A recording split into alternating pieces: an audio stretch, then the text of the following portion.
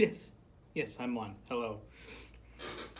Uh, I'm doing a rather low key version of Cooking with Dave today. I say low key because I'm here just by myself, and because I'm also actually not going to be cooking anything today.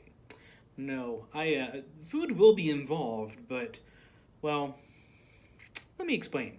Uh, the other day, I was going through the adult nonfiction section, looking at our cookbooks and seeing which ones I might want to showcase for future cooking videos, and I came across this one, and I immediately grabbed it because it caught my eye. It's called Fictitious Dishes, um, and it's a book about specific meals that have been used in popular novels throughout the years. And at first glance, I thought, oh wow, there's going to be some really cool recipes in here. And then I just opened it up and started going through it, and I realized it was a little bit tongue in cheek. There aren't any actual recipes in here. What this book does is showcase pictures of particular meals, and the book that it came from. So, like, this is from The Adventures of Huckleberry Finn, and it tells what the dish is. And in this case, it's cabbage and collard greens and biscuits. Yep.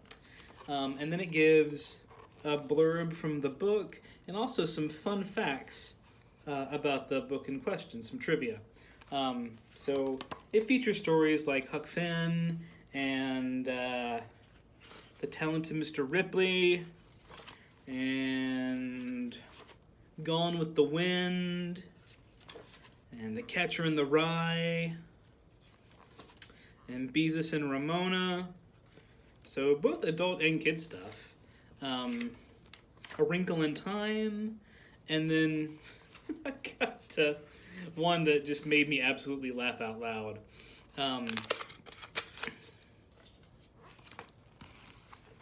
Just a can of pears. Nothing else. No main dish, nothing on the side, no dessert, just canned pears. And what famous novel is this from? Oh, friends, that would be The Road by Cormac McCarthy. A charming story about a father and a son in a post-apocalyptic wasteland where food is scarce. I jest, but if you've never read The Road or seen the movie, I gotta tell you, it is absolutely one of the most amazingly written and depressing pieces of fiction that I have ever encountered. Cormac McCarthy is incredible. He can take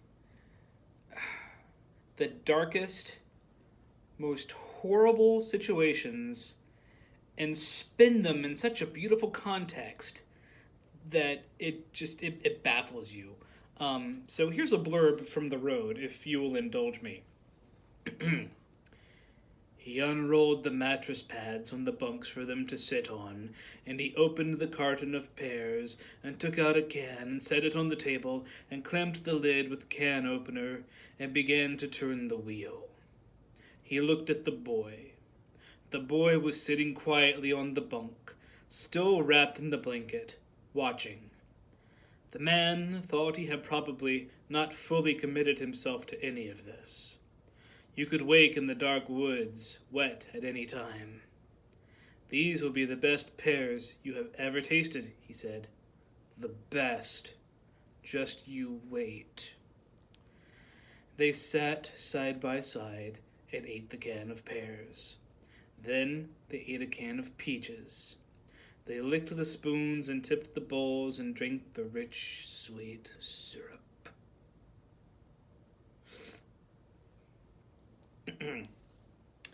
The Road was awarded the James Tate Black Memorial Prize for Fiction in 2006 and the Pulitzer Prize for Fiction in 2007. While in an abandoned town, the man and the boy discover a bunker full of untouched food, clothes, tools, toiletries, and other useful items. The ordinary canned and preserved food they eat, which saves them from starvation, is for them a luxurious feast.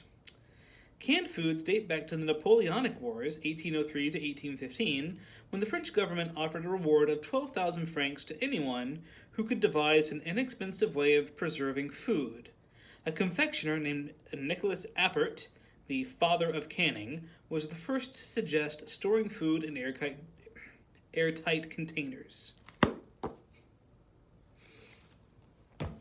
And now, if you will indulge me, I can't do a cooking video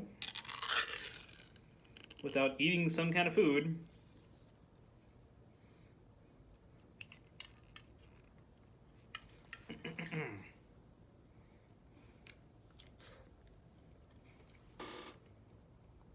Ah.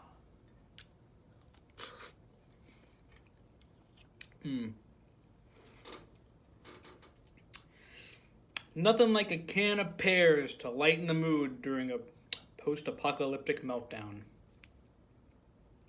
Until next time, when we do something a little bit warmer, shall we say, yes. But in all seriousness, I do recommend this book, Fictitious Dishes.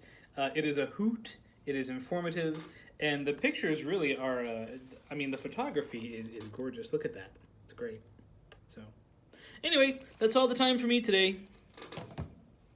I'll see you next time. Bye, everybody.